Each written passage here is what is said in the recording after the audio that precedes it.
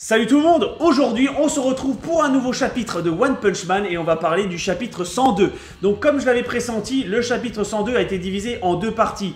Première vague de 14 pages et une seconde de même nombre de pages. Mais la première vague comprend le début et la fin du chapitre et la deuxième vague comprend le milieu. La logique de Yusuke Murata me surprendra toujours.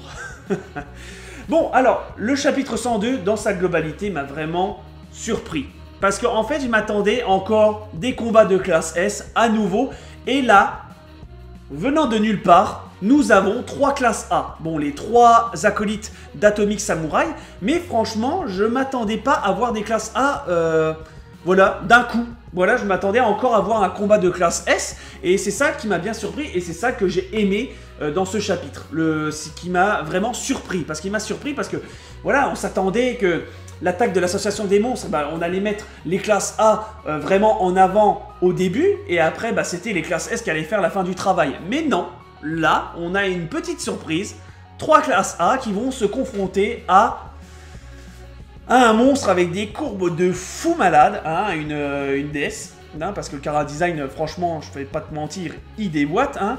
C'est le monstre, un monstre, hein, ouais, c'est une femme monstre, qui te donne un coup de fouet et avec ses petites épines, et bah, t'es ensorcelé, t'es carrément sous son charme et elle peut faire ce que tu veux de toi, quoi. Hein, t'es à ses ordres. En gros, t'es à ses ordres et bah voilà, elle est confrontée aux trois acolytes d'Atomic Samurai, mais elle a une petite carte dans sa manche qui est bah, les squads là, qui a été envoyé par le père de Waganma, donc les squads de mercenaires qui avaient la tenue du marché noir et des armes un peu sophistiquées.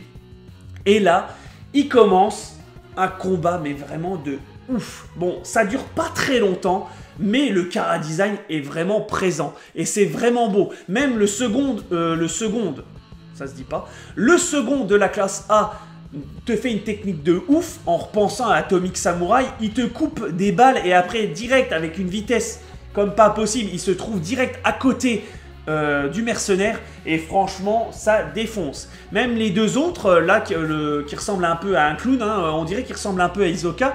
Et l'autre, qui est la compie conforme d'Atomic Samurai, mais un peu low cost, a vraiment leur...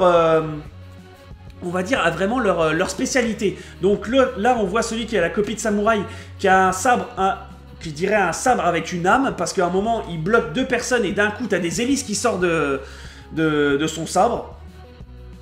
Ouais, pour moi, c'est pas une âme, mais bon, c'est un mécanisme. Et le Joker a un peu, on va dire, qui est un peu rapide et a des techniques un peu de distance. Et c'est ça qui est pas mal. On a 3 épéistes avec des techniques différentes. Et ça, c'est ça que j'ai vraiment aimé dans ce chapitre. Bon, on parle pas du début du classe S, là, le gros Gluttony, là, qui se confronte avec un monstre et d'un coup, suspense, on sait pas ce qui va se passer alors qu'on sait qu'il va le digérer pour le petit-déj. Et grosse surprise, à un moment, bah, le monstre voit une ouverture pour attaquer l'Atomic Samurai Locos, et d'un coup, paf, quelqu'un chope son fouet et n'est pas affecté par le poison qui se trouve dans ce fouet. Et qui c'est? C'est Beau Gosse Masqué. Oh la vache! Alors là, surprise, franchement, moi j'ai été complètement surpris. Parce que je ne m'attendais pas le voir de sitôt. Je pensais le voir un peu plus tard. Mais je ne m'attendais pas qu'il se batte carrément au front. Je m'attendais que ça soit un mec qui s'attaque un peu en mode un peu zombie-man, tu vois, qui calcule son ennemi et après qui l'attaque par derrière. Et bah non, c'est un mec qui attaque de front. Et ça m'a surpris de ouf parce que franchement, Beau Gosse Masqué, je l'aimais pas. Hein. L'autre, la star, le classe S qui se prend pour une star, machin, qui passe dans les téléréalités, tout ça, qui passe dans les émissions. Je m'attendais à un truc, voilà, une petite pupute. Voilà, on va pas se manger les mots. Et franchement, là, il m'a surpris. Il chope le fouet et après, il dit aux 3 autres, là, il dit, partez parce que vous allez me gêner. Ça va me gêner. Et les autres, ils sont complètement surpris et ils le laissent et ils s'en vont.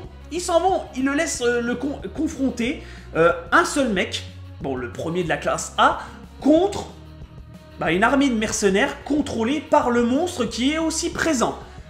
Franchement, j'ai hâte de voir le chapitre 103. Là, franchement, j'ai hâte de voir le chapitre parce que... Waouh! Là, beau gosse masqué, j'ai hâte de voir ce qu'il va donner. Bon, voilà, j'avais pas grand chose à dire sur ce chapitre, hein. C'est plutôt un chapitre assez court et assez rapide, mais avec des bonnes promesses. J'espère que Beau Gosse Masqué sera une surprise et pas une déception.